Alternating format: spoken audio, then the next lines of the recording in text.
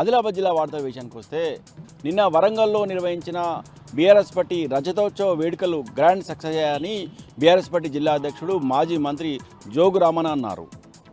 దేశ రాజకీయ చరిత్రలో రజతోత్సవ వేడుకల సభ చిరస్థాయిగా నిలిచిపోతుందన్నారు.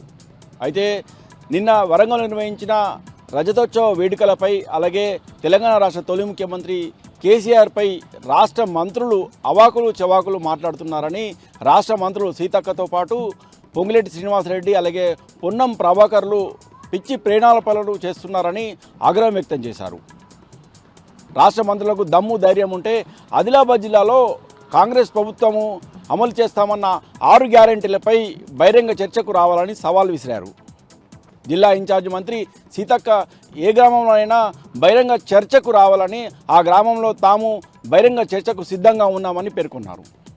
ఇప్పటికైనా కాంగ్రెస్ ప్రభుత్వము ఇచ్చిన 6 గ్యారెంటీలను అమలు చేయాలని డిమాండ్ చేశారు.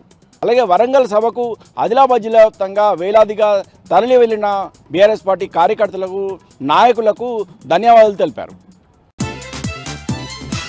ఇక మరో వార్త విషయానికి వస్తే కాంగ్రెస్ ప్రభుత్వం అమలు చేస్తామన్న 6 గ్యారెంటీలను అమలు చేయకపోవడం వల్ల తాము గ్రామాలలో తిరగలేని పరిస్థితులు ఏర్పడ్డాయని కాంగ్రెస్ నాయకులు రాష్ట్ర పార్టీ కాంగ్రెస్ నాయకుల దృష్టికి తీసుకెళ్లారు. ఆదిలాబాద్ జిల్లా కేంద్రంలోని ఓ ఫంక్షన్ హాల్లో ఆదిలాబాద్ జిల్లా పార్లమెంటరీ స్థాయి విస్తృత కాంగ్రెస్ కార్యకర్తల సమావేశం జరిగింది.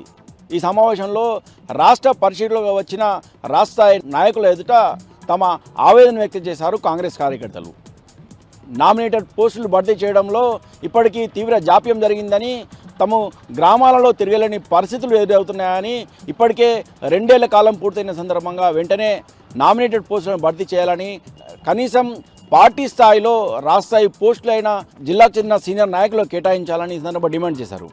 అలాగే ఆదిలాబాద్ జిల్లాను పైలట్ ప్రాజెక్టుగా తీసుకొని కనీసం రైతు భరోసాతో పాటు రుణమాఫీ ప్రతి ఒక్క అర్హులైన రైతులకు అందేలా చర్యలు చేపట్టాలని కాంగ్రెస్ నాయకులు ఈ సందర్భంగా రాష్ట్ర నాయకుల దృష్టికి తీసుకెళ్లారు. నిర్మల్ జిల్లా వార్తల విషయానికి వస్తే ఖానాపూర్లోని పిఏసిఎస్ ఆధ్వర్యంలో ఏర్పాటు చేసిన వరి ధాన్యం కొనుగోలు కేంద్రంలో వరి పండిస్తున్న రైతులను రైస్ మిల్లర్స్ నిల్వ మోసం చేస్తున్నారు. గత 12 రోజులుగా కొనుగోలు చేయకుండా వారు తరి పేరుతో రైతుల దగ్గర నుంచి 8 నుంచి 10 కిలోల వరి ధాన్యాన్ని తీసుకుంటున్నారు. నిధులేసిన రైతులకు దిక్కున్న చోట చెప్పుకోండి అని చెప్తున్నారు. దీంతో రైతులు అధికారుల దృష్టికి తీసుకెళ్లిన అధికారులు మాత్రం రైస్ మిల్లర్లపై ఎలాంటి చర్యలు తీసుకోవడం లేదు. గత 12 రోజులుగా వరి ధాన్యం కొనుగోలులో అవినీతి జరుగుతుందని, అక్రమాలు జరుగుతుందని ఉన్నతాధికారుల దృష్టికి తీసుకెళ్లిన అధికారులు కూడా ఏమాత్రం పట్టించుకోవడం లేదని రైతులు ఆవేదన వ్యక్తం చేస్తున్నారు.